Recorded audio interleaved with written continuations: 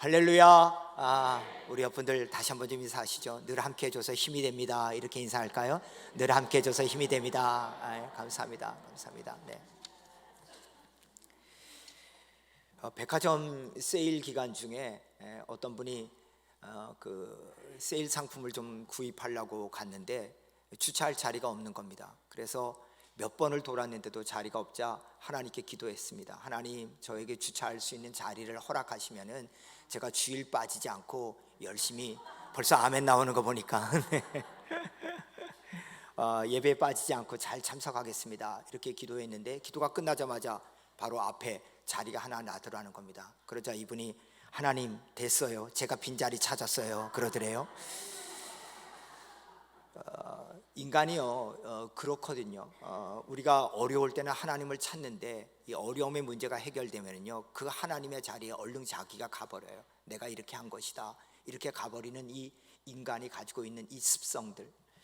그래서 요즘은 전 세계에서 세속적 인본주의가요, 거의 이 종교화되다시피 하는 삶을 살고 있죠. 그래서 이것이 주장하기 시작하는데, 세속적 인본주의에는 크게 신학적과 철학적과 윤리적으로 특징이 있는데요, 세속적 인본주의의 신학적 특징은 뭐냐? 그 무신론이라는 겁니다. 하나님 없다, 뭐가 하나님이 있느냐, 이렇게 생각하고, 두 번째 철학적으로는 자연주의죠. 자연주의라는 건 뭐냐? 모든 것이 물질로 되어 있다, 보이는 현상이다. 그러니까 영적인 세계에 대해서는 인정을 하지 않습니다.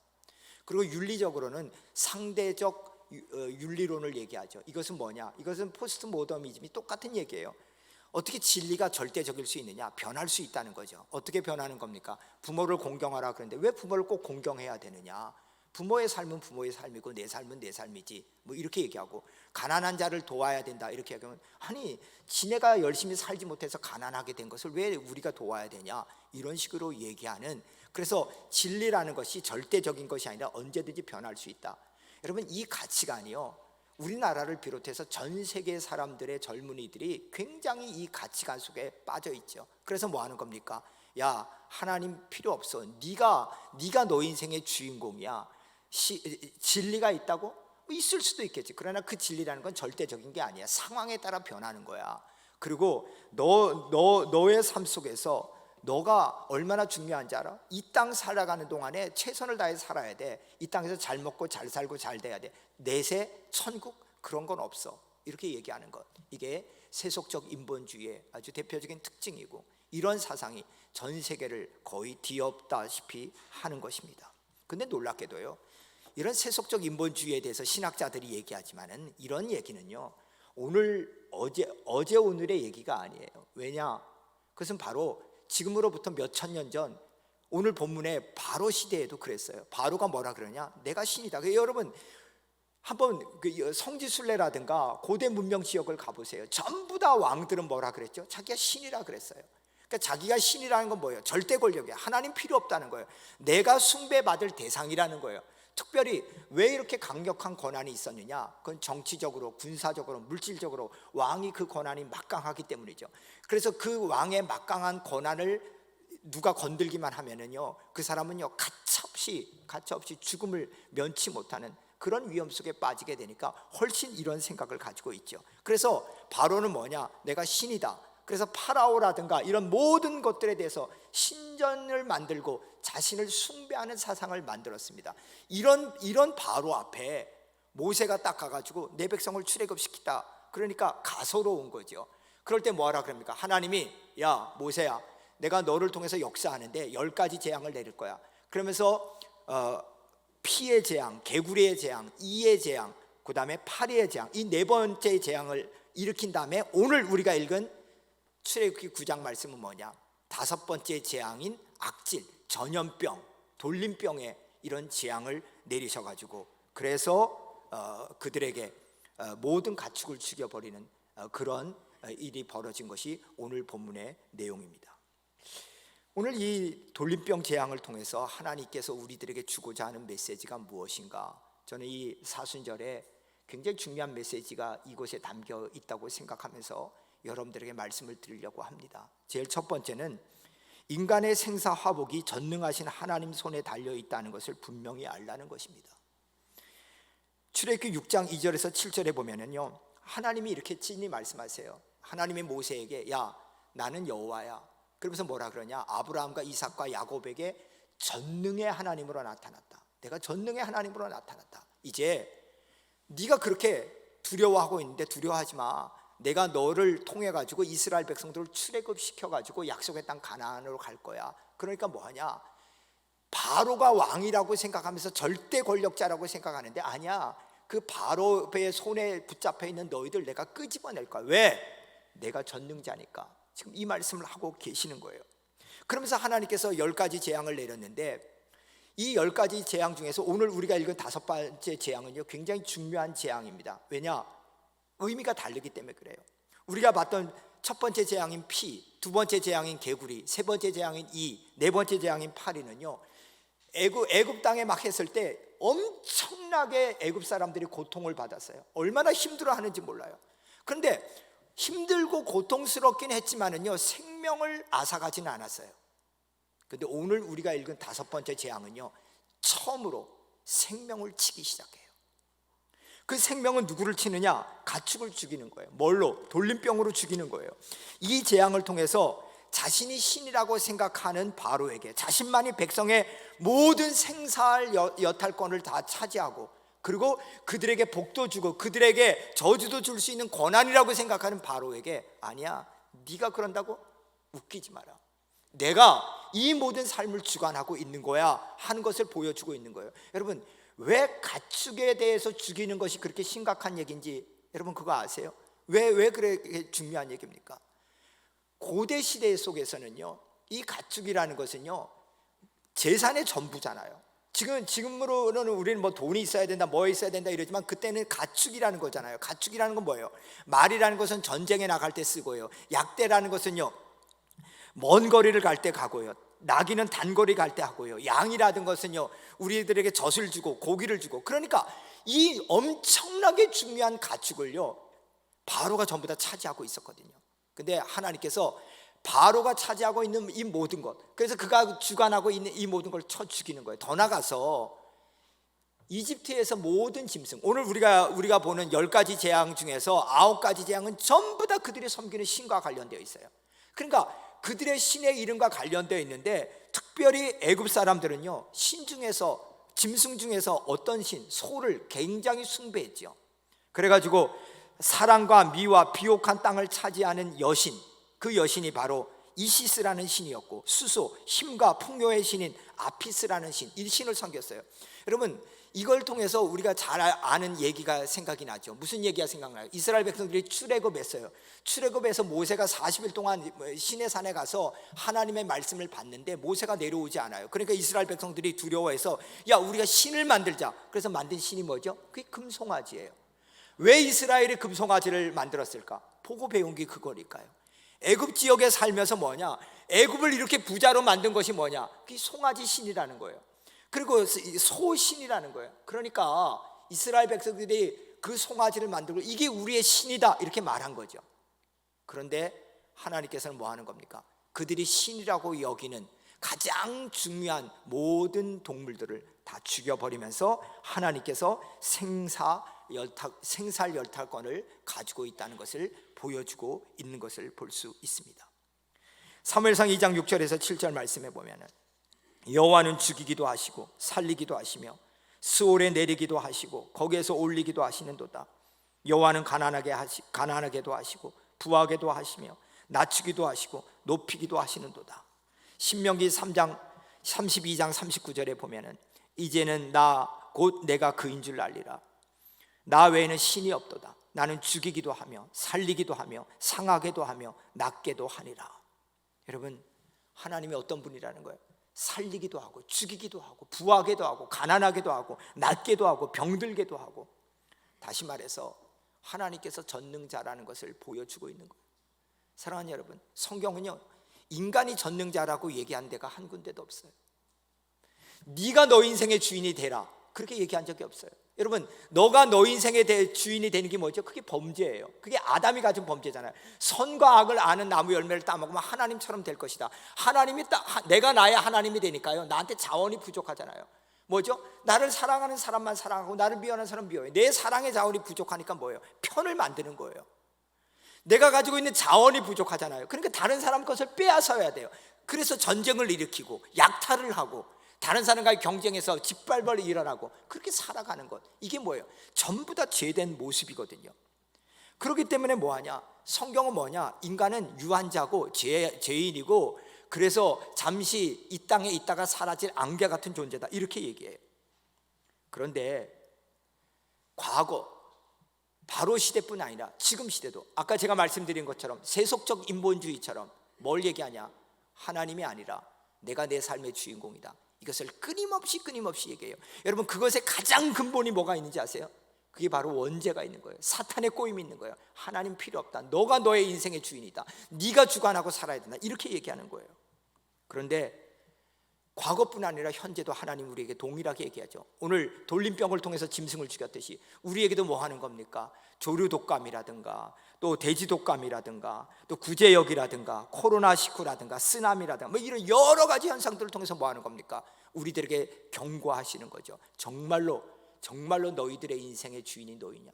너희들이 그렇게 중요하게 여기는 돈, 그 가축, 그것이 너희들의 인생의 주인이냐?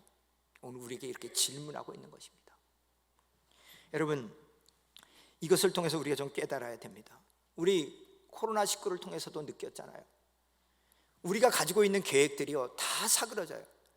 아마 코로나 발생하기 전에 여러분 이런 생각했을 거예요. 야, 이번에 여행 가야지. 그런데 어떻게 되죠?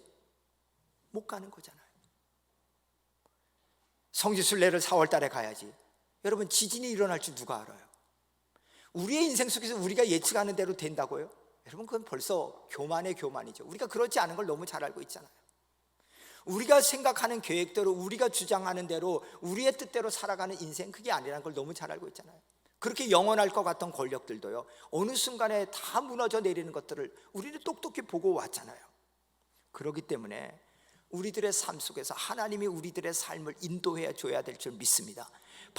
다윗은요, 이걸 깨닫으니까 시편 127편 1절 2절에서 이렇게 얘기해요.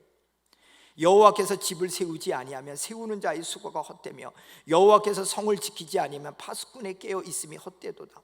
여호와께서 기업을 지키지 아니하시면 너희가 일찍이 일어나고 늦게 누우며 수고의 떡을 먹음이 헛것이로다. 여러분, 하나님께서 여러분의 집을 세우지 않으면요, 여러분의 집은 헛것이에요. 하나님께서 여러분의 직장과 기업을 지키지 않으면요, 여러분이 아침 일찍 일어나서 늦게까지 수고하여도요, 여러분들의 모든 것이 헛되게 될 수 있다는 거예요. 그렇기 때문에 뭐하냐? 여러분들의 삶 속에서 하나님이 늘 함께 하시고 지켜주는 역사가 있어야 될 줄 믿습니다. 시편 128편 1절에서 2절을 보세요. 여호와를 경외하며 그 길을 걷는 자마다 복이 있도다. 너가 내 손에 수고한 대로 먹을 것이라. 좀 전에 뭐라 그랬죠? 여호와께서 지키지 않으면 여러분의 수고한 것이 다 헛되게 된다 그랬는데요, 반대로 여호와께서 여러분의 길을 인도하면은 여러분들의 수고가 다 그것이 열매로 드러난다는 거예요. 내 복되고 형통할 것이다. 여호와를 경외하는 자는 이같이 복을 얻으리라. 여호와께서 시온에서, 시온이라는 건 뭐예요? 예루살렘 성전이 있는 산이죠. 예배드리는 자에게 복을 주실 것이다. 예루살렘의 번영을 보며 내 자식의 자식을 볼 것이다. 여러분들의 자손이 형통할 것이다. 이렇게 얘기하고 있는 것입니다. 그러므로 오늘 여러분들이 이 예배를 통해서 생각해야 돼요. 그렇게 바로 시대에 중요하겠다는 가축을 다 없애버림을 통해 가지고, 아하, 하나님께서 내 가정과 내 물질과 내 삶의 모든 것, 그걸 지켜주지 않으면 아무것도 아닙니다. 하나님께서 우리의 자녀들의 앞길을 지켜주지 않으면 우리는 아무것도 아닙니다. 하나님, 내가 지금까지 그렇게 중요하게 생각했던 내 자신의 자존감, 내가 그렇게 중요하게 생각했던 내가 가지고 있는 지위와 명예, 이거 섬기는 것이 아니라 이 모든 걸 허락하시는 하나님을 내가 섬기겠습니다 하는 믿음의 고백이 저와 여러분들의 있기를 주님의 이름으로 축원드립니다. 두 번째로, 하나님이 기회를 주실 때 회개하고 하나님께로 돌아가서 하나님만 섬겨야 한다는 것을 이 다섯 번째 재앙은 보여주고 있습니다. 오늘 보면 5절에서 6절 말씀을 보세요. 여호와께서 기한을 정하여 이르시되 여호와가 내일 이 땅에서 이 일을 행하리라 하시더니 이튿날에 여호와께서 이 일을 행하시니 애굽의 모든 가축은 죽었으나 이스라엘 자손의 가축은 하나도 죽지 아니한지라. 여기서 뭐라 그럽니까? 여호와께서 뭐를 정하셨다고요? 기한을 정하셨다는 거예요. 여러분, 이 얘기는 뭡니까? 야, 내일 그렇게 할 것이다. 이 얘기 뭐죠? 너 오늘 회개해라. 너 오늘 내가 얘기한 대로 너 돌아서라. 이 얘기예요. 하나님께서 뭐 하는 거예요? 너에게 기회를 주겠다는 거예요. 무슨 기회를? 회개할 기회를 주겠다는 거예요. 그러나 바로는 하나님 앞에 무릎 꿇지 않았지요. 그렇게 되니까 뭐 하는 겁니까? 바로가 그렇게 자랑하던 그들의 모든 경제력, 그리고 군사력의 상징인 말, 모든 것들을 한순간에 다 잃어버리는 비참한 삶을 산 것을 볼 수 있습니다. 오늘 이걸 통해서 우리가 좀 이런 생각을 해보게 됩니다. 하나님, 바로 한 사람이 잘못했는데 왜 전 백성의 가축이 다 그렇게 죽어야 됩니까? 나는 애굽 백성이 아닌 게 감사합니다. 여러분 그렇게 말씀하실지 모르지만은요, 여러분 그거는 그렇지가 않죠. 왜 그렇지 않냐? 전부 다 출애굽기 9장 18절에서 19절을 보세요. 내일 이맘때면은 6번째 재앙이죠. 우박을 내릴 것이다. 애굽 나라가 세워진 그날로부터 지금까지 그와 같은 일이 없었더라. 이제 사람을 보내어 내 가축과 내 들에 있는 것을 다 모으라. 사람이나 짐승이나 무릇 들에 있는 집에 들어오지 않은 것들이나 우박이 그 위에 내리리니 그것들이 죽으리라 하셨다 하라. 이렇게 얘기했어요. 지금 뭐예요? 6번째 재앙으로 하나님이 우박을 내린다 그랬어요. 그런데 9장 20절에서 21절에 보니까요, 바로의 신하 중에 여호와의 말씀을 두려워하는 자들은 그 종들과 가축을 집으로 피하여 들였으나 여호와의 말씀을 두지 아니하는 사람은 그 종들과 가축을 들에 그대로 두었더라. 여러분 제가 무슨 말씀 드리는지 아시죠? 바로 한 사람이 잘못해서 전부 다 멸망하는 것이 아니라 구원의 문제는 뭐냐? 하나님의 말씀에 내가 개별적으로 순종하느냐 불순종하느냐에 달려있다는 거예요. 바로의 종들 중에서도 하나님의 말씀을 두려워해서 회개하고 돌아오는 사람들은 구원받는다는 거예요. 여러분 그러니까 중요하죠. 집에서 가장이 중요하고 어머니가 중요하죠. 그러나 구원의 문제는 뭐예요? 여러분들이 믿음 생활을 한다고 해서 여러분의 아들, 딸이 구원받는 거 아니잖아요. 여러분의 아들, 딸이 뭐 하는 거예요? 그 가정을 여러분들의 부모가 영적으로 이끄는 거 중요하지만, 그러나 그 영적으로 이끌 때 자녀들이 뭐예요? 신앙을 받아들이고 내가 주인된 삶을 내려놓고 하나님을 내 주인으로 받아들일 때 그 사람에게 뭐예요? 구원이 임하는 거잖아요. 반대로 25절에 보니까 이렇게 돼 있어요. 우박이 애굽 온 땅에 사람들과 짐승을 막론하고 밭에 있는 모든 것을 쳤으니 우박이 이 밭의 모든 채소를 치고 들의 모든 나무를 꺾었더라. 무슨 얘기예요? 하나님 말씀에 순종하지 않고 그대로 집 밖에 둔 사람들은 전부 다 죽음을 당했다는 거예요. 오늘 이 사실을 통해서 그렇구나.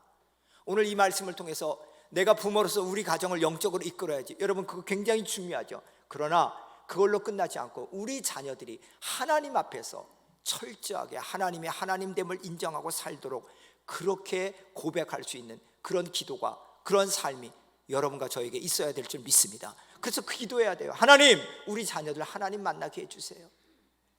그들의 삶에 하나님이 주인이 되어 주셔야 됩니다. 여러분 그게 너무 중요해요. 여러분 이걸 통해서 우리들에게 경고하는 게 있죠. 하나님을 경외하고 하나님의 경고에 순종할 것이냐 무시할 거냐가 이렇게 중요하다는 겁니다. 너 내일 그렇게 할 거야. 그럴 때 오늘 내가 그 말씀 듣고 순종할 것이냐. 지금 이 자리에서 여러분들이 하나님의 말씀을 듣고 회개하고 그대로 따를 것이냐 안 따를 것이냐. 오늘 관두지 뭐, 내일 그러지 뭐. 그러다가는요 정말 여러분들 영적인 기회를 놓쳐버린다는 거예요. 사도행전에 보면 벨릭스 총독이라는 사람이 그러잖아요. 바울이 복음을 전하니까 그 말씀을 듣고 두려움이 생겼어요. 그런데 뭐예요? 시방은 됐다. 나중에 믿을 것이다. 그렇게 얘기하다 그러나 하나님으로부터 영원히 멀어졌어요. 오늘 하나님께서 우리들에게 기회를 주시는 겁니다. 뭐라고요? 오늘 말씀 들었지 않았느냐? 네가 주인된 삶 내려놔. 네가 그렇게 중요하게 여긴다는 거 그건 내려놔. 왜? 너에게 가장 중요한 것은 내가 돼야 돼. 왜? 내가 너의 생살 여탈권을 다 가지고 있어. 네가 살고 죽는 거, 네가 이 땅에서 복됨과 저주를 받는 것, 이것이 뭐냐?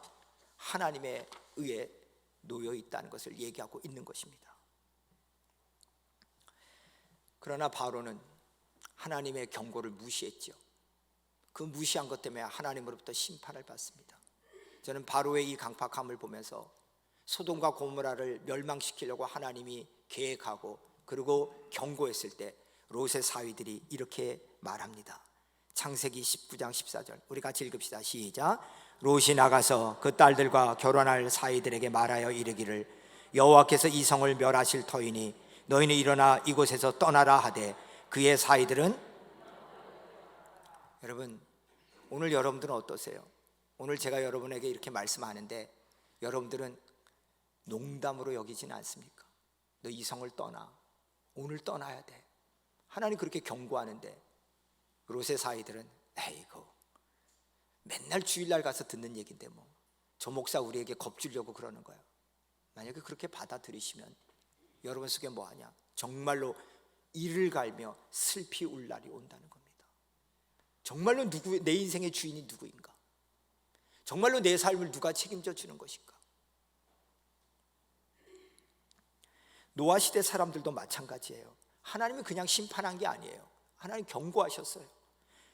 마태복음 24장 38절 39절에 보니까 홍수전에 노아가 방주에 들어가기 전날까지 사람들이 먹고 마시고 장가들고 시집가고 있으면서 홍수가 나서 그들을 다 멸하기까지 깨닫지 못하더라. 여러분, 노아가 얼마나 많이 외쳤겠어요? 곧 하나님께서 심판하십니다. 방주로 들어오십시오.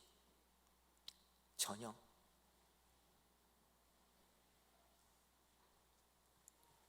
이 말씀을 다 무시하고 먹고 즐기고 흥청망청. 여러분, 먹고 마시고 즐기고 시집가고 장가가는 게 나쁜 건가요? 아니죠.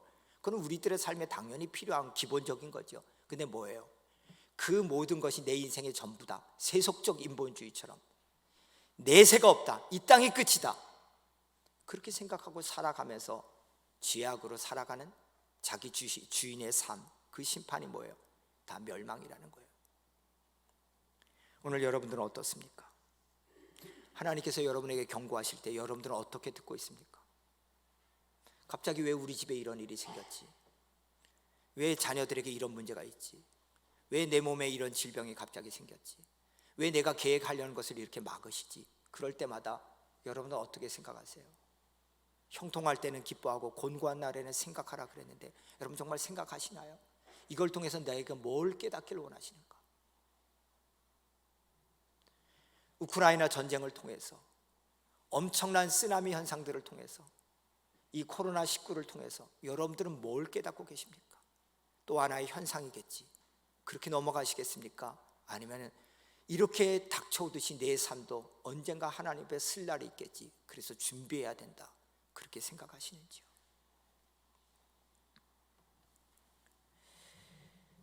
오늘 본문에 보니까 기가 막히고 더 놀라운 일이 벌어지는데 그건 7절 말씀입니다.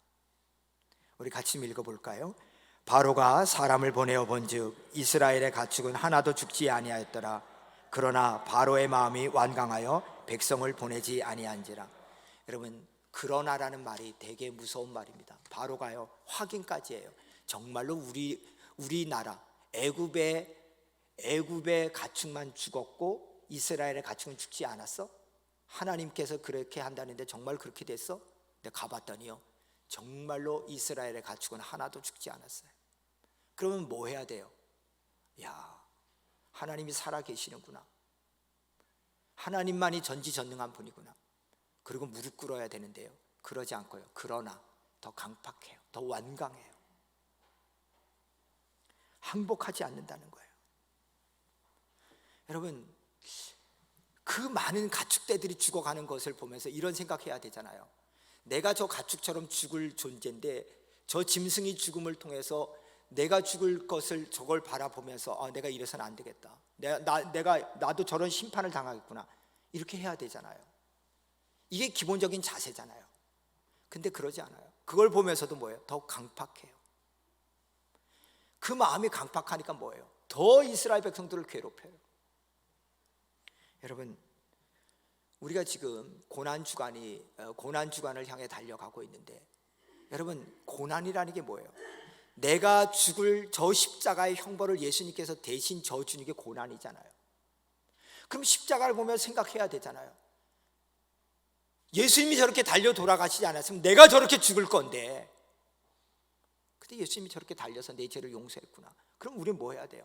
이 강팍한 마음, 이 완강한 마음, 절대로 주님 앞에 무릎 꿇지 않을 것 같은 내 마음, 그걸 회개해야 되지 않을까요? 근데 우리는 뭐예요? 에이, 뭐 예수 십자가에 죽었네, 뭐 교회들마다 뭐 맨날 그 소리지 뭐. 그리고 우리 마음속이 강팍해지니까요, 주의 십자가를 생각해도요, 나한테 하나도 다가오지 않아요. 너무 강팍해요. 십자가를 봐도 눈물도 안 나고요, 십자가를 봐도 무덤덤하고요, 십자가를 보면서 저거 금으로 만들어서 목에 달면 좋네, 이렇게만 생각하는 거죠. 그러니까 우리 속에 어떤 이 대속의 의미가 생각이 안 나는 거예요. 그 짐승들이 죽어가는 모습을 보면서 내가 저렇게 죽을, 심판받을 대상인데, 저 십자가를 보면서 내가 저렇게 죽어야 될 그런 대상인데 왜 이게 생각이 안 나냐는 거예요. 여러분, 저는 여러분들이 하나님의 말씀 들을 때 강팍하지 않기를 주님의 이름으로 축원드립니다.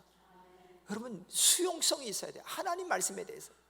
그래서 저는 베레아 교인들이 너무 좋아요. 베레아 교인들은요, 하나님의 말씀이 어떠한지 묵상하면서 그걸 수용했다 그래요. 신사적이다는 말은 뭐예요? 영어 성경의 오픈 마인드예요.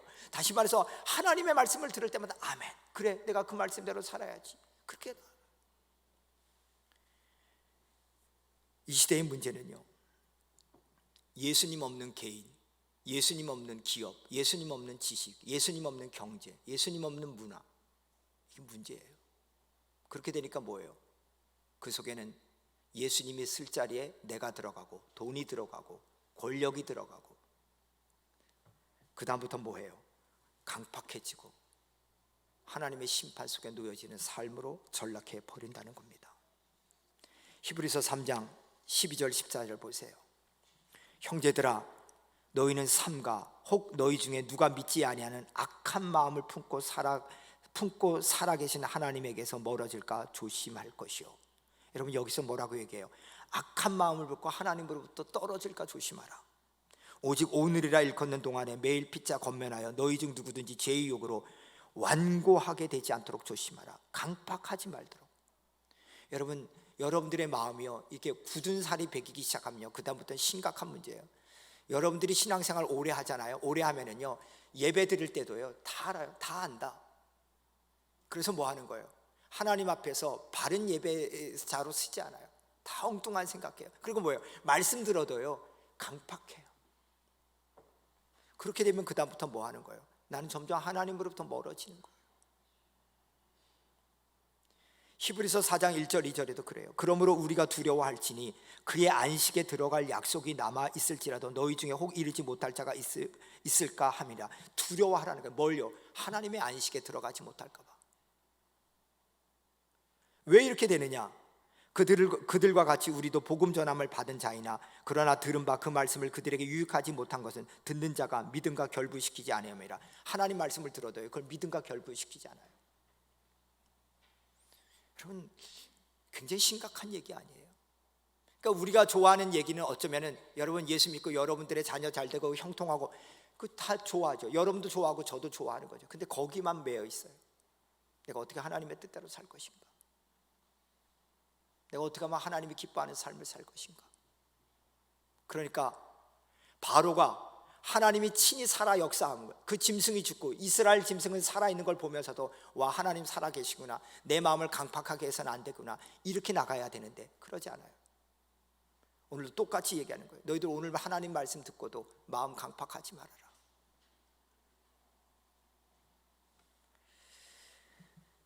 사랑하는 여러분, 우리가 안식에 들어가지 못하는 것처럼 억울한 게 어디 있습니까? 저는 우리 가운데 이런 사람 없기를 주님의 이름으로 축원드립니다. 여러분과 제가 예수 믿는 이유가 뭐죠? 영원한 안식 가운데 들어가는 것 아니에요? 그게 목표인데 영원한 안식 가운데 들어가지 못하고 약속의 땅에 들어가지 못하는 자가 생긴다. 그건 너무너무 안타까운 일이죠. 말씀을 마칠게요. 사순절인데요, 사순절의 절정을 향해 갑니다. 사순절의 절정은 뭐죠? 그건 예수님의 십자가입니다. 예수님의 십자가는요, 바로 내가 받을 재앙을 예수님이 대신 받은 사건이 바로 예수님의 십자가입니다. 그걸 대속이라고 얘기하는 거죠. 대신 속죄했다. 저는 여러분들이 이제 다음 주에는 우리가 고난 주간이고 또 특별 새벽 기도회고 그 다음에 부활절인데 다시 한번 이 강대상 앞에 있는 십자가를 한번 바라보시죠. 그걸 바라보면서 예수님 왜 나를 위해 돌아가셨는가? 무엇 때문에 저렇게 돌아가셔야만 했던가?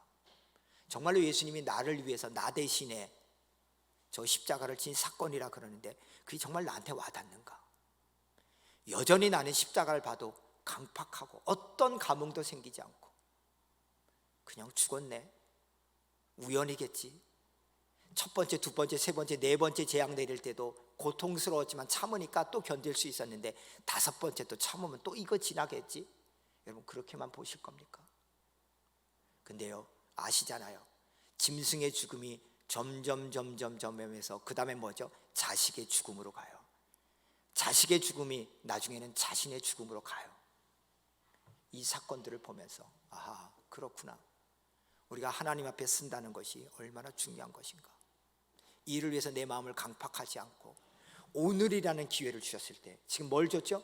회개의 기회를 줬을 때 여러분들 예수님을 여러분 마음에 받아들이시기를 주님의 이름으로 축원드립니다. 그래서 여러분들이 이 고난 주간을 통해서 부활하신 예수님과 함께 죽고 부활절을 통해서 부활하신 예수님과 함께 살아나는 역사가 우리 모두에게 다시 한번 경험되기를 주님의 이름으로 축원드립니다.